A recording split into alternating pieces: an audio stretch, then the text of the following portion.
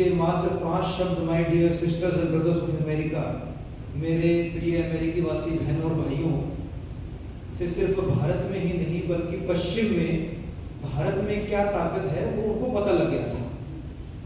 पिछले 200 वर्ष बहुत महत्वपूर्ण रहे हैं भारत के लिए ही नहीं, संपूर्ण विश्व के लिए। चाहे वो कैपिटलिज्म हो, चाहे कॉलोनियलिज्म हो, चाहे सोशलिज्म हो, चाहे ग्लोबलाइजेशन हो, ये सारे जितने भी नैरेटिव्स थे, आइडियोलॉजीज थी, संप्रदाय थे, ये आते रहे और जाते रहे और विश्व ने इसको देखा, समझा, कुछ चीजों को अपनाया, कुछ को छोड़ दिया। अब दौर भारत का है। भारत का दौर क्यों है? क्योंकि अमेरिका का, मैं पतन तो नहीं कहूंगा, पतन तो ऐसा होगा कि कुछ भी बोल रहे हो ऐसा हो जाएगा, लेकिन अमेरिका स्टेबल हो गया है, ग्रो नहीं कर रहा है जिस गति में वो हो रहा था। चाइना ग्रो कर रहा है लेकिन चाइना पे लोग विश्वास नहीं कर सकते, इसलिए नजरें भारत पर है। स्वामी विवेकानंद के सामने भी 3 चैलेंज थे और हमारे सामने भी 3 चैलेंज हैं। पहला चैलेंज स्वामी विवेकानंद के सामने था कि पश्चिम से एक भूचाल आ रहा था, एक बवंडर आ रहा था जो भारत को कह रहा था कि तुम्हारे पास कुछ नहीं है, तुम समाप्त हो।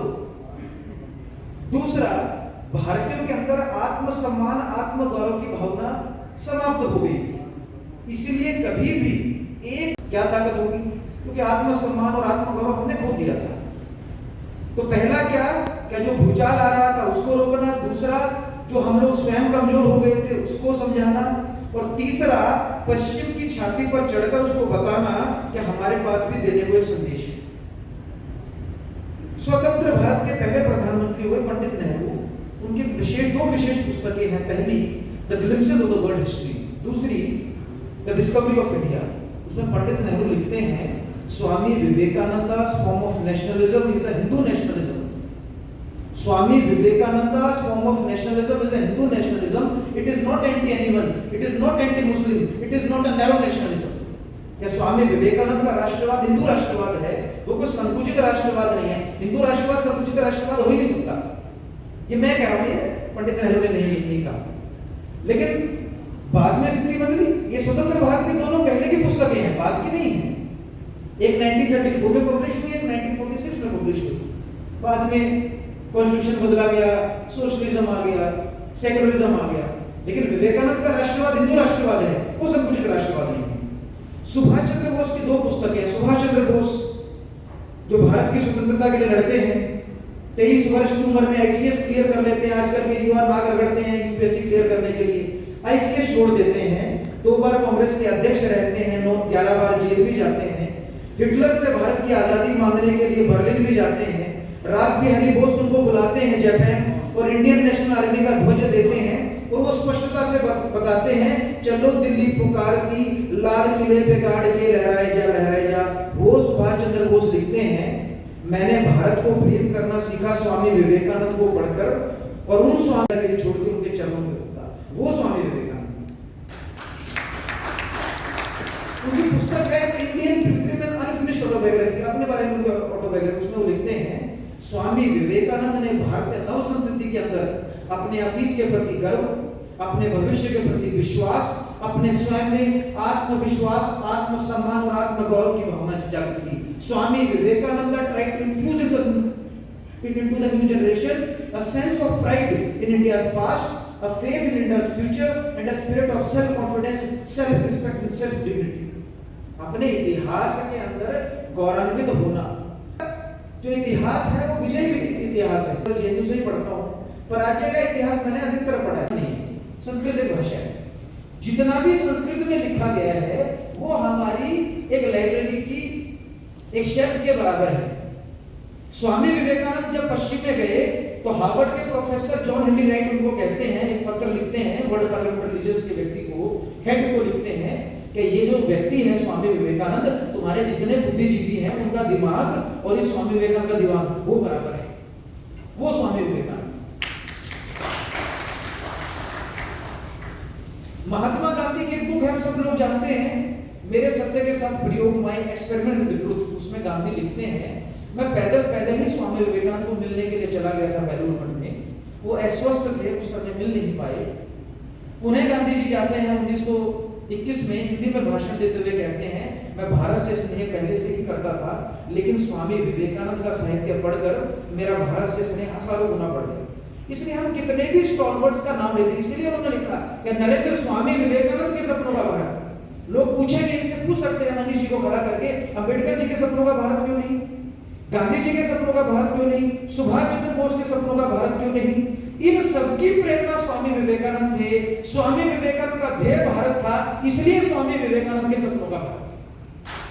बिल्कुल स्पष्ट है, इनको कोई प्रॉब्लम नहीं होनी चाहिए बताने में, हृदय से बोलना चाहिए।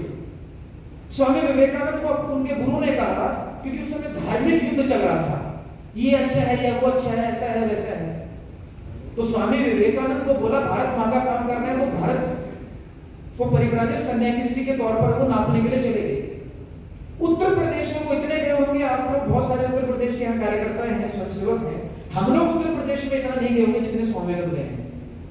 चाहे वो हाथरस हो, चाहे वाराणसी हो, चाहे अयोध्या हो, गाजीपुर हो। गाजीपुर में उन्होंने बहुत बड़ा समय दिया, पवारी बाबा के पास वो रुके, जो पवारी बाबा को जानते होंगे। मेरठ में वो बहुत समय उन्होंने बिताया। दिल्ली, राजस्थान होते हुए संपूर्ण भारत का भ्रमण करके वो कन्याकुमारी पहुंचते हैं। 3 दिन 3 रात साधना करते हैं, भारत का चिंतन करते हैं। जैसे ये कॉन्क्लेव करने के बाद मनीष जी और मल साहब चिंतन करेंगे क्या क्या विषय है, क्या आगे बढ़ सकते हैं। तो उनको लगा कि भारत ने अपना आत्मसम्मान और आत्मगौरव खो दिया है और उसको पुनः प्रतिष्ठित करने के लिए पश्चिम में जाना पड़ेगा। और वहां से उन्होंने संदेश दिया था, उत्तिष्ठित जागृत प्राप्त वरा निबोधित। कसुरस ये स्वामी विवेकानंद कुछ भी नहीं है। स्वामी विवेकानंद कहते हैं मैं जो बोल रहा हूं वो वेदों से आया है, वो उपनिषद से आया है, वो श्रीमद् भगवद गीता से आया है। और ये कठोर उपनिषद का ये मंत्र, कसुरस्य धारा निशिता दुरात्य या दुर्गम पत्सत्य तक्यो बदंती, उत्तिष्ठित जागृत प्राप्त वरा निबोधित। पथ दुर्गम है, कांटों से भरा है, फिर भी arise awake and stop not till the goal is reached. उठो जागो और लक्ष्य प्राप्ति का गुरु को। और फिर स्वामी विवेकानंद पश्चिम में जाते हैं। पश्चिम में जा रहे होते मतलब जैसे यहाँ पे कॉन्क्लेव हो रहा है, ऐसे वर्ल्ड पार्लियामेंट ऑफ रिलीजन्स बुलाया गया है। क्यों बुलाया गया था? ऐसा कहा जाता है 1492 में क्रिस्टोफर कोलंबस ने अमेरिका को डिस्कवर किया था। हम तो नहीं मानेंगे, पहले से वहां पे रेड इंडियंस रहते थे, उनको मार के कुचल के कुछ और लोग आ गए और कहते डिस्कवर किया था। लेकिन उसको मना रहे थे, उसको 400 वर्ष पूर्ण हो रहे थे, इसलिए उसको मना रहे थे। तो काफिरों का मेला लगाया गया था और क्रिश्चियनिटी को विश्व का सबसे बड़ा धर्म वहां पे प्रेजेंट किया गया था। ये स्वामी विवेकानंद के शब्द हैं, मेरे नहीं। और वहां पे चला जाता है कि हिंदू युवा सन्यासी। और स्वामी विवेकानंद जब वहां पहुंचते हैं तो वहां उनको इतने कष्ट सहने पड़ते हैं, सिर्फ और सिर्फ ठंड और भूख नहीं, उनको रंग भेद का भी सामना करना पड़ता है। कोई कहता है यू ब्लैक, तो कोई कहता है यू निगर। भारत की स्थिति क्या थी आप जानते हैं, पराधीन था, ब्रिटिशर्स रूल कर रहे थे। और सारी चुनौतियां सहकर जब स्वामी विवेकानंद वहां पर पहुंचते हैं, एक पत्र में लिखते हैं कि माता सरस्वती का आशीर्वाद लेके मैं स्टेज पर पहुंचता हूं और मात्र मेरे 5 शब्द my dear sisters and brothers of America में ये बोलता हूं और सामने बैठे हुए लगभग 7000 लोग तालियां मारते हैं। हम सबको पता होगा। बहुत सारे लोगों ने पूछा Swami Vivekananda what was that? 5 English words, sisters and brothers of America, and 7,000 people applauding for almost 2.5 minutes. Was that a mystery, a magic or yoga? Vivekananda ji क्या था? मैजिक था, योगा था, मिस्ट्री थी, क्या था? स्वामी विवेकानंद कहते हैं no magic, no mystery, no yoga. From last 14 years, I have not allowed a single bad thought, a single negative thought to enter into my mind. एक भी संकुचित विचार मेरे मन में नहीं आया। इसीलिए जो अंग्रेज, जो अमेरिकन स्वामी विवेकानंद कह रहे थे यू ब्लैक, यू निगर, उनके लिए एक घृणा का शब्द तो दूर की बात, एक कंप्लेंट का शब्द तो दूर की बात, स्वामी विवेकानंद ने हृदय से बोला my dear sisters and brothers of America. बड़े बड़े पोस्टर लग गए, स्वामी विवेकानंद विश्व भर में प्रचलित हो गए, अखबारों में हेडिंग आने लगी, हिंदू मॉन्क। हिंदुओं के बारे में तब तक कुछ अच्छा नहीं लिखा जाता था। आज भी हिंदू शब्द बड़ा क्रिटिकल है, बाकी सब ठीक है। हिंदू शब्द यूज करने से बहुत दिक्कतें होती हैं। हेडिंग आ रही है Hindu monk with bright eyes, rambling voice and perfect English. जिस विवेकानंद को अंग्रेजी माध्यम में भारत में 43 नंबर मिले थे, उसको पश्चिम कह रहे हैं परफेक्ट इंग्लिश। लेकिन स्वामी विवेकानंद उससे ज्यादा प्रभावित नहीं हुए, चकाचौंध में वो ज्यादा डूबो नहीं, वो अपने कार्य में लगे रहे।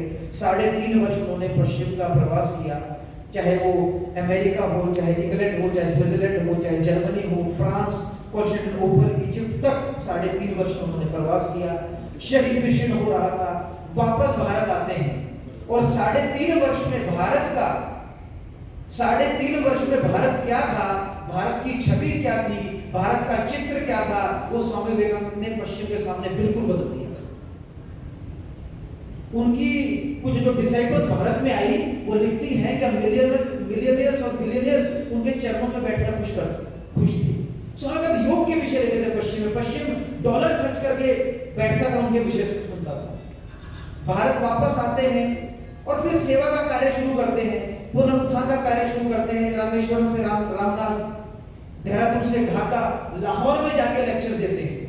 लाहौर जो उस समय भारत का भाग था, ये सारे विषय और लाहौर का उनके विशेष भाषण हम सबको पढ़ना चाहिए, the common basis of Hinduism, Hinduism के सामान्य आधार। और ये सारा कार्य करते करते करते स्वामी को स्पष्ट होता है कि ये सारा कार्य संगठन के द्वारा कैसे हो सकता है। फिर वो रामकृष्ण मिशन की स्थापना करते हैं जो उनके द्वारा बनाया गया है 1897 में। वो कार्य जो श्री रामकृष्ण परमहंस जी ने दिया था, शिव भावे जीव सेवा, वो स्वामी विवेकानंद ने उठाया।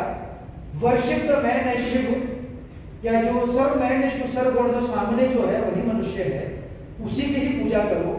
वही विषय आज हम देखते हैं क्या 21वीं सदी में हमारे प्रधानमंत्री उसको उठाते हैं, प्रखरता से उठाते हैं। 2014 में जब यूएन में जाते हैं तो योग का विषय उस समय लोगों के लिए इतना प्रचलित नहीं था, छाती तान के बोलते हैं कि पश्चिम को अगर बचना है, सिर्फ शारीरिक तौर पर नहीं, मानसिक तौर पर नहीं, आध्यात्मिक तौर पर आगे बढ़ना है तो योग को लेके चलना पड़ेगा। योग का मतलब ही होता है जोड़ना, और भारत ही जोड़ने की बात कर। स्वामी विवेकानंद कहते हैं कि भारत उठेगा, पहले पूछते हैं शैल इंडिया डाई, फिर कहते हैं if India dies who lives, Bharat मर गया तो जिएगा कौन, और फिर कहते हैं भारत का उदय होगा तो विश्व कभी कुचला नहीं जाएगा। भारत का उदय होगा तो एक एक जो व्यक्ति है उसके अंदर दिव्यत्व प्रकट होगा। भारत का उदय होगा तो किसी का दमन नहीं होगा। वो है भारत, और ये हमारा इतिहास बताता है। वो कहते हैं ये जो डार्विन की थ्योरी है ना, उसको रिजेक्ट कर देते हैं। वो कहते हैं हमने, डार्विन कहता है सर्वाइवल ऑफ द फिटेस्ट, हमने तो किसी के ऊपर अत्याचार नहीं किया, जिन्होंने रोमन्स ने अत्याचार किया वो खत्म हो गए। इसलिए कहते हैं ना यूनान, मिस्र, रोम सब मिट गए जहां से कि अब तक है बाकी नामो निशो हमारा, कुछ बात है कि हस्ती मिटती नहीं हमारी, सब हो रहा है दुश्मनी द्वारा जहां हमारा। We have been plundered, we have been looted, we have been abused for centuries, still we are alive। और सिर्फ अलाइव नहीं, अगर मनु वापस आ जाएंगे, मनु स्मृति और इनको बहुत कम पढ़ा जाता है, गलत कोट किया जाता है, वो भी वापस आ जाएगा तो वो सोचेगा कि वही वेद के उच्चारण जो उस समय वेद की ऋचाएं बोली जाती थी वो आज भी बोली जाती है, वही यज्ञ जो आज से 5000 वर्ष पहले हुआ था वो आज भी होता है। ऐसी कोई सिविलाइजेशन नहीं है, ऐसी कोई संस्कृति नहीं है जिसमें ये कंटिन्यूटी हो, सिर्फ भारतीय सिविलाइजेशन ऐसी है। और स्वामी विवेकानंद ये कार्य निरंतरता से करते रहे। संघ ने भी 1925 में जब उसकी स्थापना हुई, स्वामी विवेकानंद ने विचार को अंगीकार किया और वो कार्य वो लगातार कर रहा है। और सिर्फ संगठन के तौर पर नहीं, लोग पर लोग ये कार्य को आगे बढ़ा सकते हैं, ये स्वामी विवेकानंद ने। स्वामी विवेकानंद कहते हैं anything that comes from the west, हमारा उल्टा है वैसे, हमको इसको सीधा करना चाहिए। स्वामी विवेकानंद कहते हैं एनीथिंग, ये जो सारे विषय है इनके पीछे जो मूल धारा है, वो मूल धारा क्या है वो मैं बता रहा हूं स्वामी विवेकानंद की। वो कहते हैं anything that comes from the west rejected until you do not have an enough reason to accept it। पश्चिम से कुछ भी आए उसको रिजेक्ट कर दो जब तक तुम्हारे पास प्रमाण ना हो कि इसको एक्सेप्ट करें। Anything that comes of India accept it until you do not have enough reason to reject it। Bharat से कुछ भी आए उसको पहले एक्सेप्ट कर लो जब तक तुम्हारे पास कोई भी ऐसा तर्क ना हो कि हम इसको रिजेक्ट करें। हम उल्टा करते हैं।